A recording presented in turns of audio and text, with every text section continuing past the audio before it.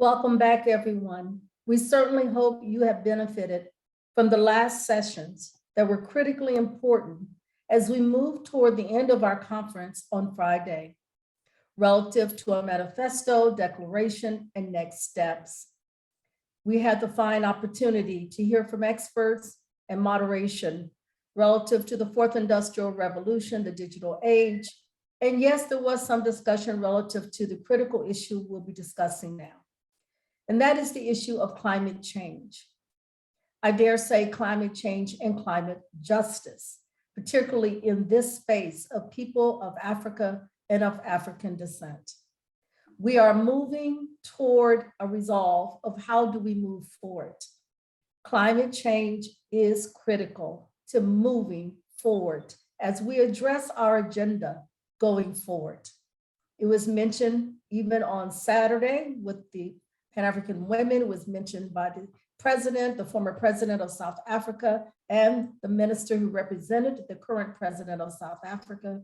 It's been mentioned relative to reparatory justice, and today it's been mentioned relative to an equitable international order as we move forward. So I hope you are helping to find your way relative to the chat and other places of input, because that is why we've gathered. We have gathered to find the synergy and the movement toward where do we go after the conference. So thank you so much for coming back. I hope you've had your coffee, your tea, or whatever has given you refreshment for the journey in this moment. As I've said, people of Africa and of African descent are on the front lines of climate change. And therefore, we have to be leaders of climate justice in this space. We understand that we are the frontliners. And many of us happily are already speaking to the historic inequities. Of course, 1945 and the Congresses, the Pan-African Congresses have always spoken to this. And of course, we've always spoken to this even over 100 years ago. But now we understand that these underlying historic issues now contribute to our being disproportionately affected by climate change. From drought, increased fires, famine, expansion of deserts, and other consequences, we know that conflict, disgruntlement, and anger with ineffective governance are not the only reasons why our people move. Climate change is also a catalyst.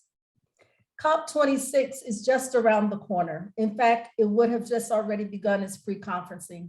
And some of you are already on your way to Glasgow, Scotland, for that timely conversation of the nations of the world. We are very honored that there will be at least one or two members on this panel who is on the way to COP26. This moment of the 26th annual conferencing around this critical issue. Again, that will be held in Scotland. So this conversation comes even as we prepare ourselves for the global conversation that is ours, where most of our nations will be represented in this space. Civil society matters, governance matters. And so we hope with whatever you hear today, that you will be advocates, yes, climate justice leaders in this space for a more equitable world as we think about a more equitable international order. So today, without further ado, it is certainly my joy, it is my honor to welcome our speakers for today. I would like to introduce them to you just to get a sense of the breadth of who is here in the room. We are very blessed to have Ms. Emira. Emira is there, yes?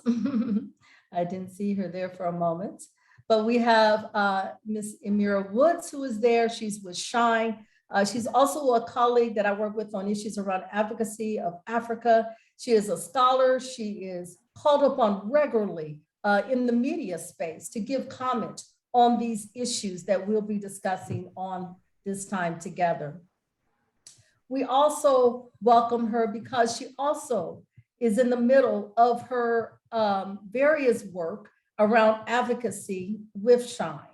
So we thank her for what she's doing in that space. We also welcome the Reverend James Bhagwan. And Reverend Bhagwan is the leader of the Pacific Conference of Churches. Some of you were with us just the other day where we confirmed and affirmed our kinship with the Pacific, and particularly with Papua and Vanuatu and Solomon Islands and Fiji. Well, Reverend Bakwan is a leader in the Pacific in the ecumenical space. And yes, he is on his way to COP26. And so we will look forward to his comments as he speaks about issues around migration, also in the Pacific space, but even globally as he goes on to COP26. We also welcome today our very special guest who is coming to us. Just one moment. I seem to have lost. One moment, please. One moment.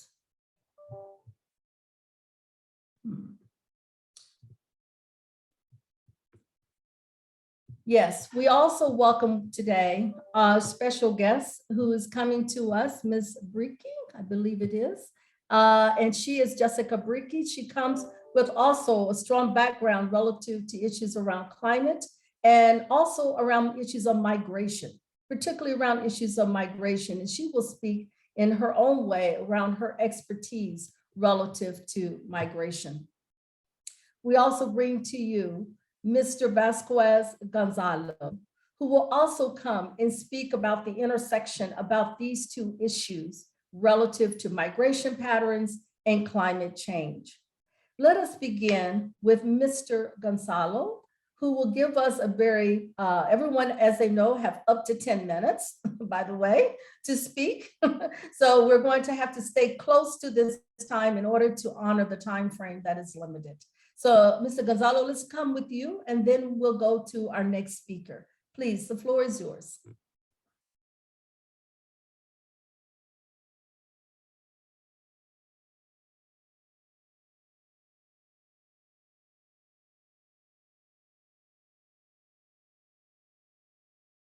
Hello, is your microphone? You need to unmute.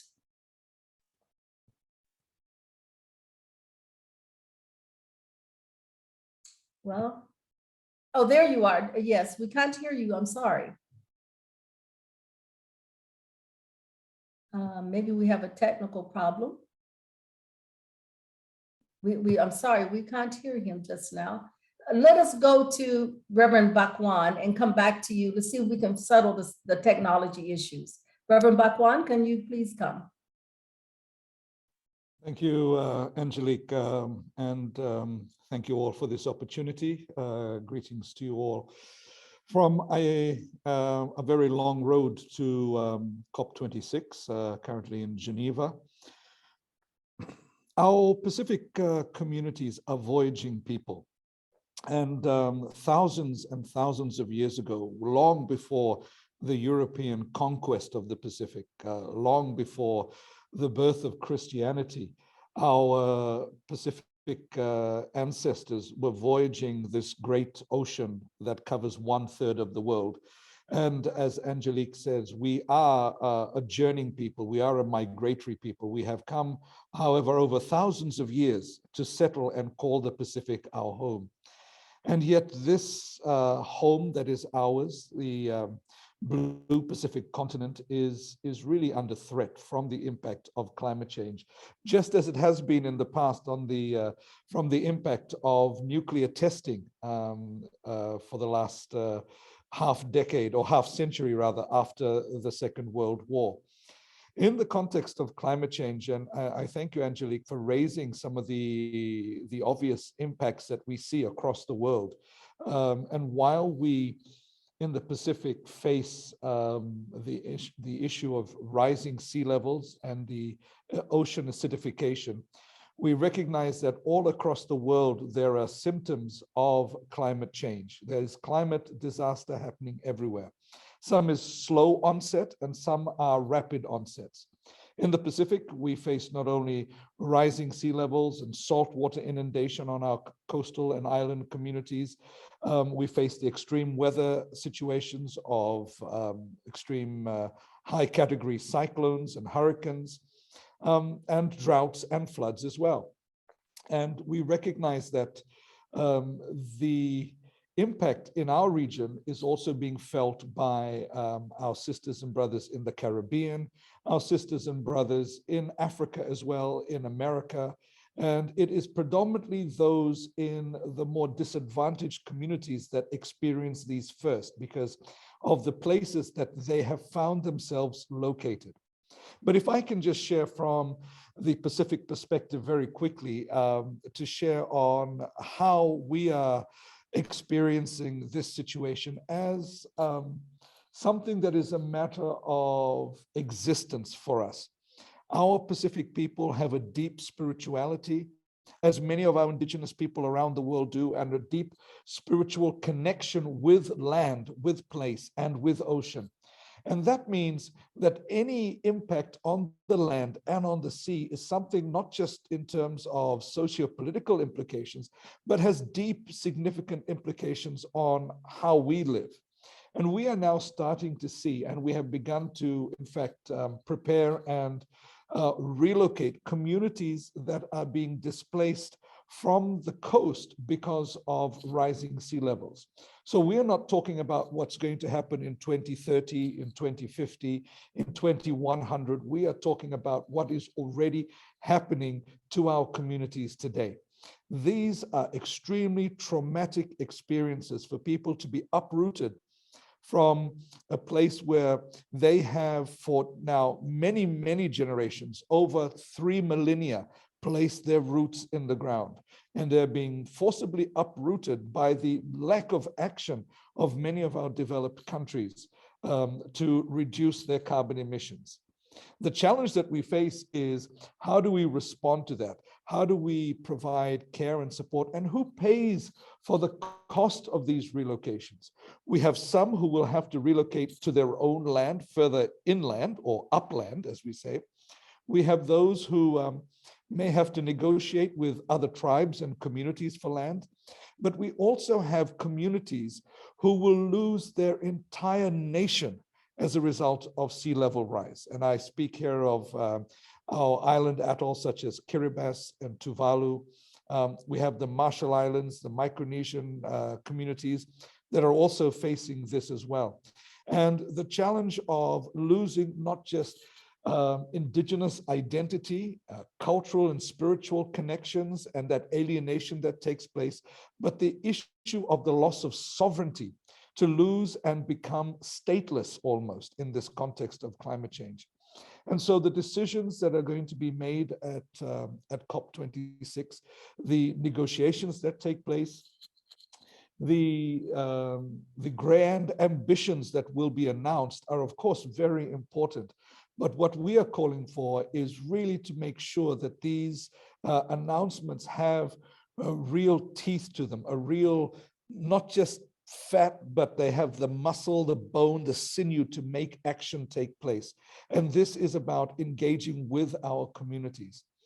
Climate change is going to reduce this, basically the land space that is inhabitable on the earth, either by rising sea levels, by increasing desertification, and droughts, etc. And this is going to place immense pressure on the human community.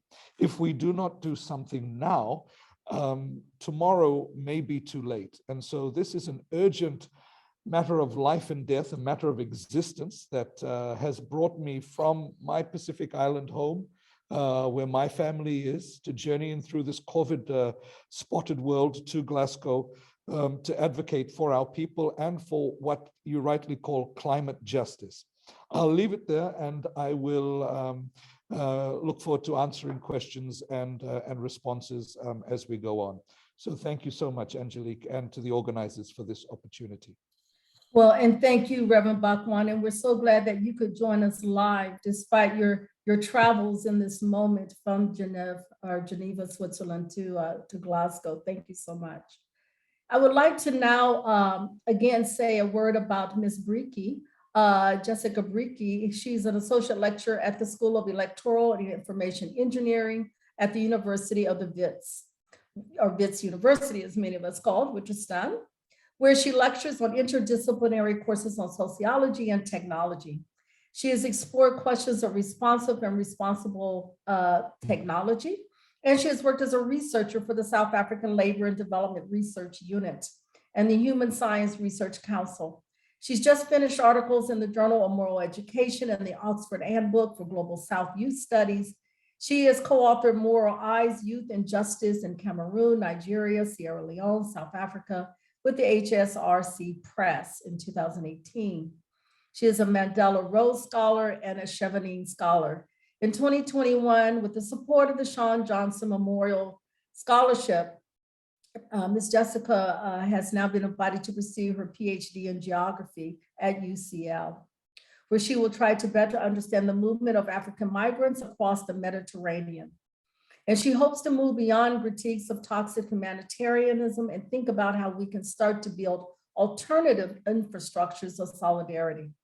Ms. Bricky, the floor is yours, and thank you for being with us. Thank you very, very much. And thank you, Rev, for going before me. And I was really struck by kind of your focus on water and people's connection to water. So I am pursuing doctoral research that is looking at migration, not in the Pacific, but across the Mediterranean, specifically on small boats. So my research focuses on the role of the boats in rescue, of the rescue boats, the NGO rescue boats, and really more specifically, the use of the word rescue.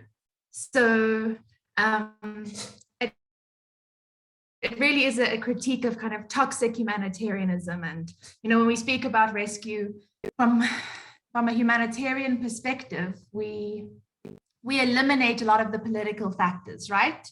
We think of something as a humanitarian crisis, like the climate change, like migration, and we don't think of it as a man-made political crisis. And so I think what I'm trying to do in my research is connect these political factors to this kind of humanitarian discourse that already exists, and to push back against that.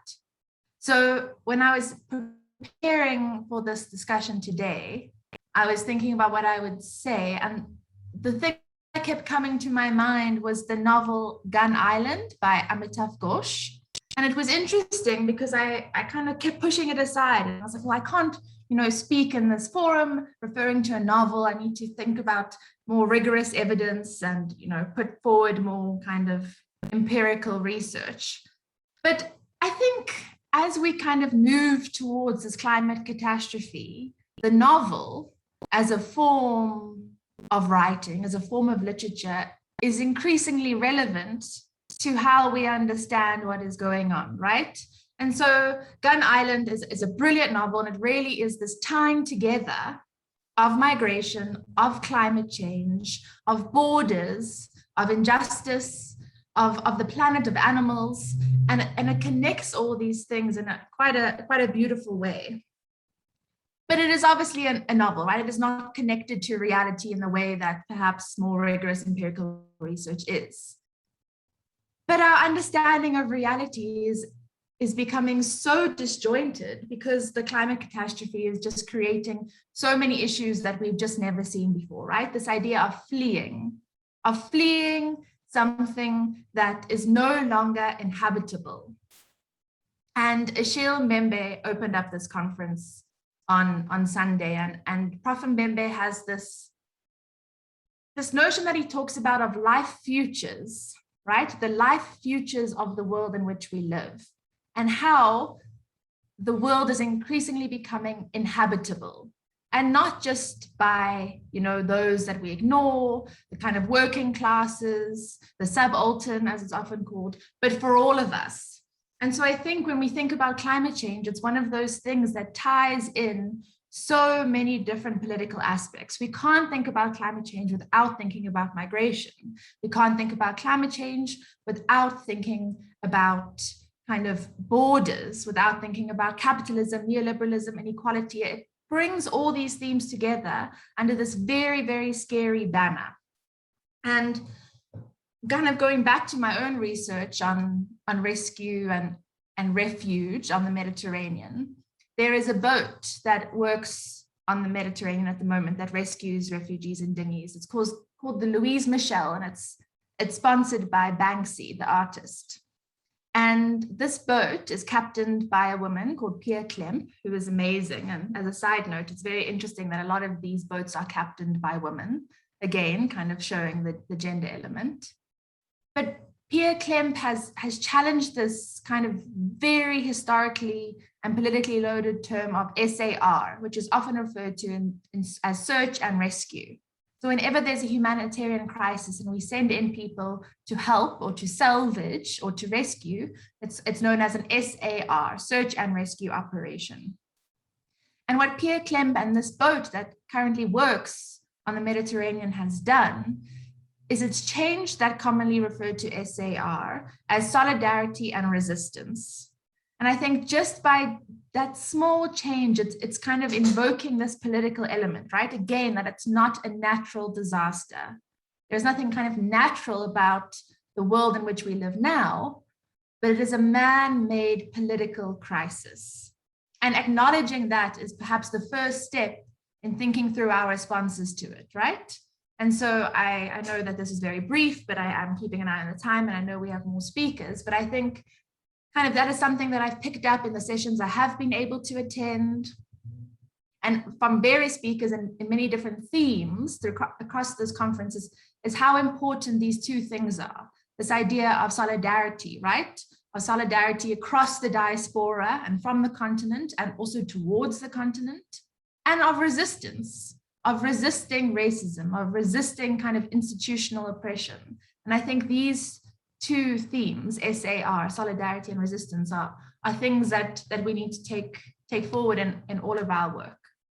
So that is enough for me now.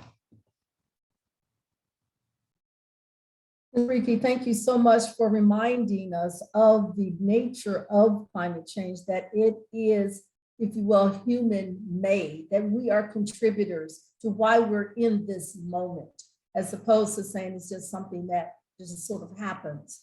No, there is a human factor in all of this.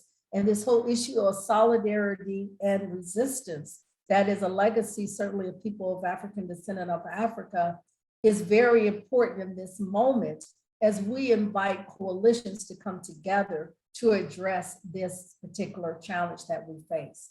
So thank you for that. And thank you for reminding us that literature also makes a difference, as well as public policy and all of, if you will, the hard data when we're speaking of how we think about issues like this. So thank you for those comments, particularly following Reverend Bakwan with the kind of ministerial background that he brings to this discussion from a theological orientation as well. So we would like to move now to Ms. Woods, and I'd like to say a bit more about my dear colleague, if she will allow me. Ms. Woods, of course, as I said before, is a Pan-African strategist, researcher, advocate. She works on Capitol Hill. We actually do some things together there on advocacy for Africa with the ADNA group.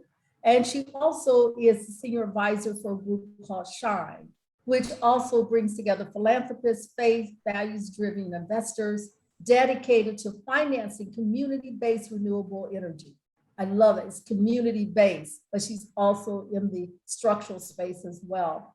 She's committed to a feminist leadership and working to co-create SHINE's Energy Access COVID Recovery Fund. She also previously worked at ThoughtWorks, where she led efforts to bring about a robust technology solution to the Ebola crisis. She has also held field positions at the Institute for Policy Studies, Oxfam America, and Interaction.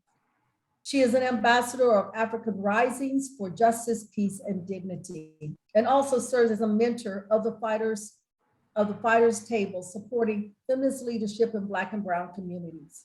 As I said earlier, she's also someone who's called upon in the media space, from the BBC to NPR to the World Today and other places we could name in this moment. But today she's decided to spend moments with us, and we're delighted to have her. Ms. Woods, the floor is yours. Reverend Angelique, thank you so much. Thank you to all the organizers of this conference, pivotal legacy that this conference emerges out of and is situated in. And I just want to applaud all of those who made it possible for us to be here today.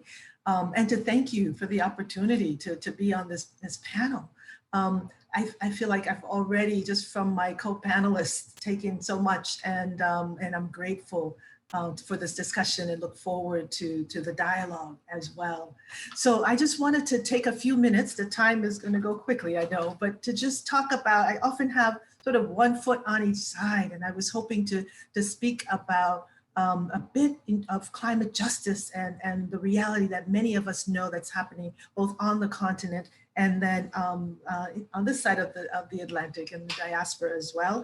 And I think we have to hold up this notion that it is systems, it is structures, decisions made about particularly economic, global economy and how the global economy functions that has gotten us to where we are today.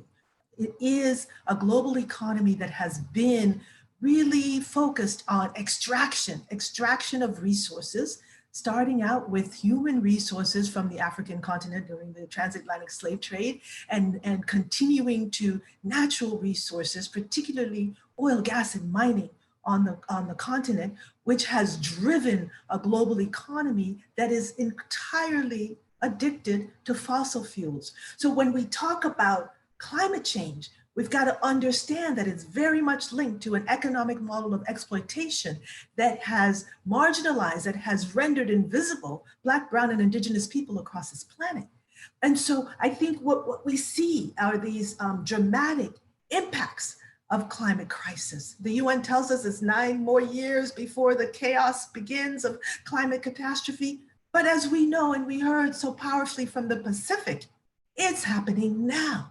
So, Liberia, where I'm from, and much of West Africa, particularly all of the coastlines of the African continent, where many of the capital cities sit, it is those areas that are already facing dramatic rise in sea levels that is actually already creating pressures. And you see already communities disappearing under the water today, not 9 or 10 years from now, today. So we have a very real pressure on the land caused by decisions made for the global economy that have been really exploiting our communities throughout the globe. So what you see already, it's the flooding in East Africa, it's the increase of the cyclones and the severe weather in Southern Africa. It is also here in the US, the heat waves that have left people literally dead, unable to survive, right? Increased pressures on the land, making it more and more difficult for particularly smallholder farmers to grow food, to be able to hold on to their land. So when we think about these extreme weather patterns, it is the impact on people that we have to understand. And with increasing melting of the ice on Mount Kilimanjaro, the waters in Lake Chad disappearing, the drought cycles that are increasing throughout the continent, but particularly in the Sahel and the Sahara, the situation is stark. It is those who are most vulnerable that are seeing their lives, their livelihoods, their well-being, their health gravely impacted. Greenhouse gas emissions, often created outside of Africa, outside of communities of African descent, are actually putting those communities in dire risk, in peril. And much of our, if you think about it, causal factors is caused by the extraction of the resources for export elsewhere. It is not for the benefit of those on the continent in those communities, particularly Black, Brown, and Indigenous communities. So what we see across the board is increased pressures to be able to even put food on the table. And family, we know this has all been even more exacerbated with the COVID crisis. where the disproportionate impact on our communities without access to vaccines, without access to healthy foods, often leaves us at even greater risk of our health. But we also know that it is our communities where, whether it's the Niger Delta, where the oil started to flow back in 1956, or what is known here in Louisiana and elsewhere as Cancer Alley, where our communities are literally at the doorstep of fossil fuel emitting factories. Our health is in peril. Our water is in peril. Our ability to even have health is at risk. So it is in this context that we say, enough is enough. We recognize all those leaders, including many of you at this conference and around this virtual table, that are holding up an alternative path. We're saying no to fossil fuels. We're pushing for a global divestment from fossil fuels, whether it is philanthropies or insurance companies or bankers or our faith institutions. We recognize the power that we have with our resources, and we understand that we too must take the lead in saying we divest from fossil fuels. And we cannot just stop there, but we must push forward to the other side of the equation. What do we want? What's our vision of what's possible? We know that climate change is impacting lives and livelihoods across the world. And we say there are also opportunities to bring justice, opportunities to bring reparations, opportunities to lift up systems that help our communities not just survive, but thrive. At the core of these regenerative systems is understanding the power of renewable energy that is not only focused on mega projects that lead corporations to have access to power, but renewable energy where can understand their power to use the sun that we have so plentiful, to be able to use the wind that we also have available to us, to say, how do we envision systems that are healthy in our community? Can we have household systems? Can we have irrigation systems? Can we have processing, milling, right? Refrigeration for vaccines that will be life-saving, that are solar powered. This is what is possible. This is what is happening in regions around the planet. We as people of Africa and those of African descent have to be at the forefront, demanding our right to these healthy energy systems, demanding that there is appropriate climate finance that not only reaches our communities, but is controlled by, is led by our communities visioning a healthy future. So it begins with divesting. It begins with investing. It is also recognizing that we must boldly say, now is the time to understand that the oil must be left in the soil. The gas, the coal, all of the fossil fuel extraction that has been our peril has to be ended. We urge the end of financing of all fossil fuel extraction in Africa, point blank. There cannot be a healthy future for the planet or our communities without stopping the financing of fossil fuels, which means that the push to liquefied natural gas has to end. So we must join forces with the bold leaders in Uganda that are standing up against the pipeline being built for the extraction of gas and the movement of that gas outside of Uganda. We must stand with those who are saying no to coal, right? Whether it's in the Lamu community in Kenya or elsewhere on the continent where we recognize that coal is the problem and cannot be part of a solution going forward.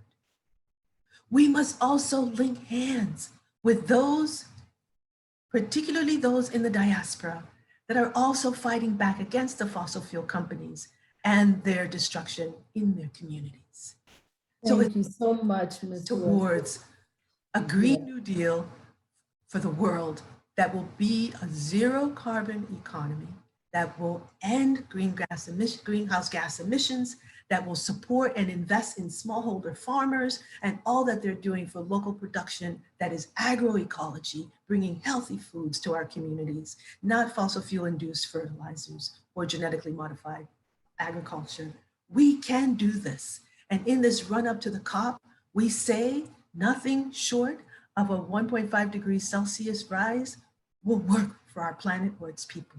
We cannot continue to cook our continent or the diaspora. Now is the time to change, and we just applaud all those who have created a space to demand that change from our communities to the policymakers to the world. Now is the time for change. Justice must be ours. Environmental justice, economic justice, climate justice, now. Thank you. Thank you, Ms. Woods. What a powerful presentation of the issues, the urgency of the issue, which I think all of our speakers are speaking into, that the time is now. COP26 is happening, but more than that, our communities matter, and that we must find ways to come together to speak out boldly in this moment.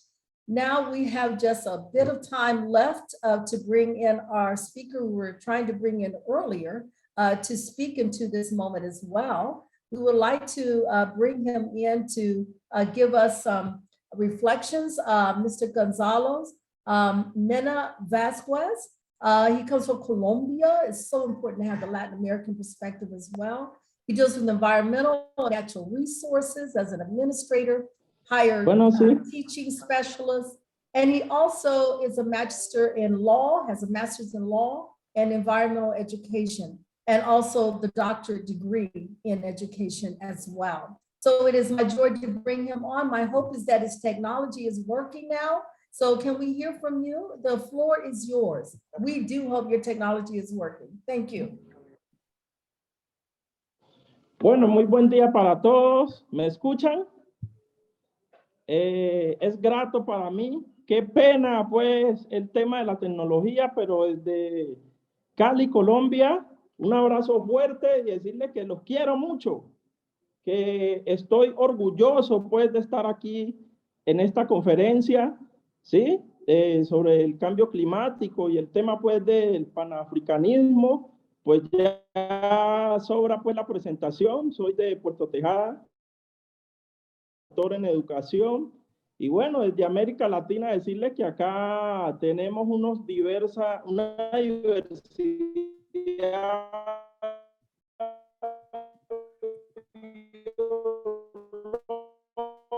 biológica grande, tenemos un rico el cambio climático, lo que ustedes han explicado, pues igual la situación acá en Latinoamérica, el incremento de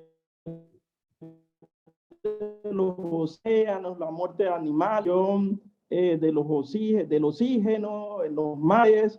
Bueno, no escapamos de esa realidad y bueno, invitar pues desde el desarrollo de estrategias globales a las actividades económicas sustentables desde una ética y una moral afro, digámoslo así, con políticas públicas de gobierno que se adapten al cambio climático, al manejo de bosques, a trabajar bien el tema de los recursos genéticos, el ecoturismo, y bueno, saludar a todos los panafricanos hermanos de de toda Latinoamérica, como es Panamá, todo lo que tiene que ver con Costa Rica. Y bueno, por el tiempo, pues, recordar a los panafricanistas que nos han antecedido y que nos han invitado a la unidad política y espiritual, como William, Silvestre,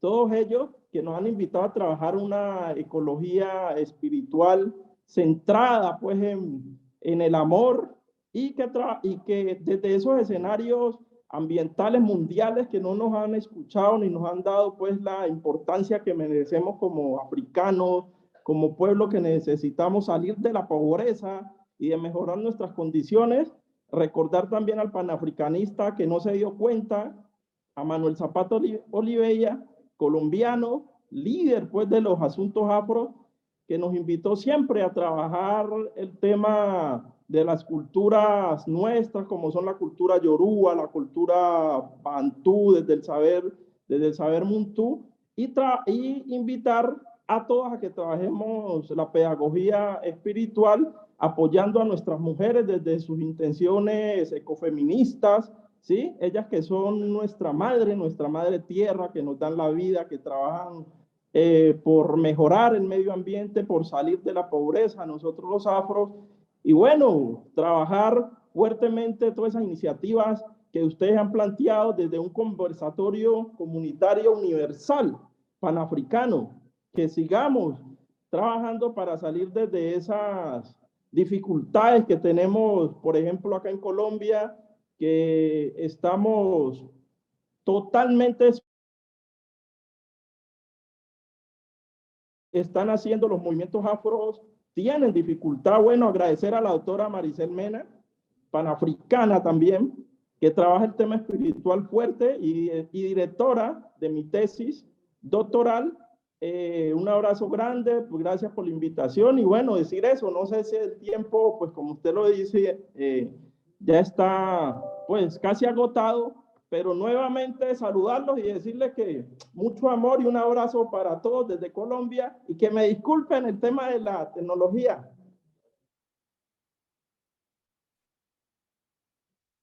No, we want to thank you very much for your persistence and your faithfulness to stay with us and to extend such wonderful, warm greetings to all of us, in particular as we think about people like Dr. Sylvester, who was there at the earliest days of the Pan-African Congresses, coming from the regions of Latin America and the Caribbean and those areas. So thank you so much for your warm greetings.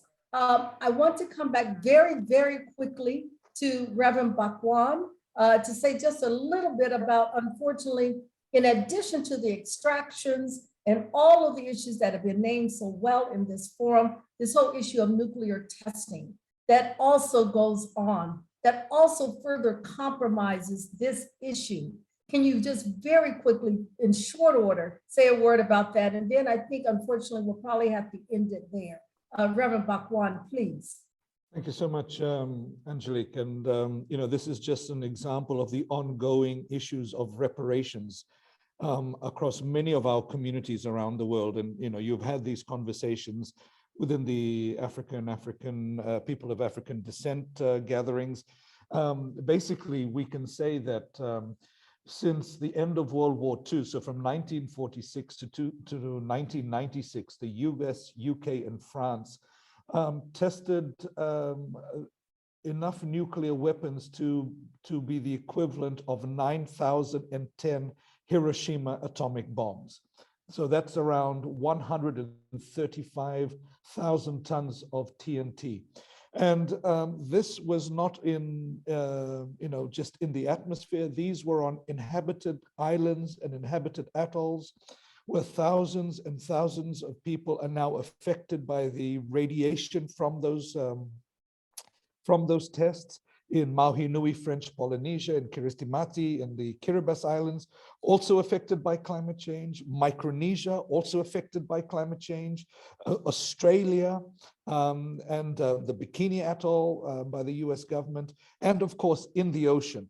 And we still have the lingering effects of that in terms of the damage to the environment, the damage to the ecosystems of our oceans, which is the source of food for so many, the fishing basket of the world even. And so while we are facing generations of illnesses and issues as a result of this nuclear testing, while we still face a lack of acknowledgement of the strong disasters that took place from these. And we are about to see Mururoa Atoll in Tahiti, that beautiful place that we all love to talk about and want to go to near Bora Bora and all of that. That atoll is about to crack open and unleash its nuclear waste from the testing into the ocean. The ocean currents will take that not just into the Pacific, but into the Indian Ocean, the African Atlantic. All of our oceans will suffer as a result. And so we're talking still about the issue of reparations, whether it is for slavery, the issue of reparations for the nuclear testing and its impact on people, and of course now reparations in the context of climate justice. So we can see an ongoing issue of these countries who have been at the forefront of impacting our people all over the world, refusing to accept responsibility.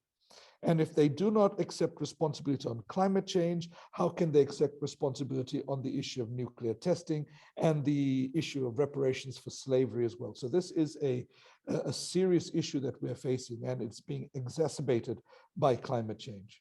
Thank you so Reverend much, Angela. Bhagwan, thank you so much for giving that context, further definition as to how it affects climate change issues. The Pacific is so important to this discussion, and we're so grateful that you are here to help explain the other dynamics related to climate change. So to Ms. Woods, to Ms. Brieke, to Reverend Bhagwan, and also Dr. Vasquez, we thank you very much. Unfortunately, we're at the end of our time, but please, everyone, there will be a closing. I'm going to turn it over now to the moderator for the day. Thank you, everyone, for being with us for this discussion. Stay right where you are. The next moderator is coming to close out our time together.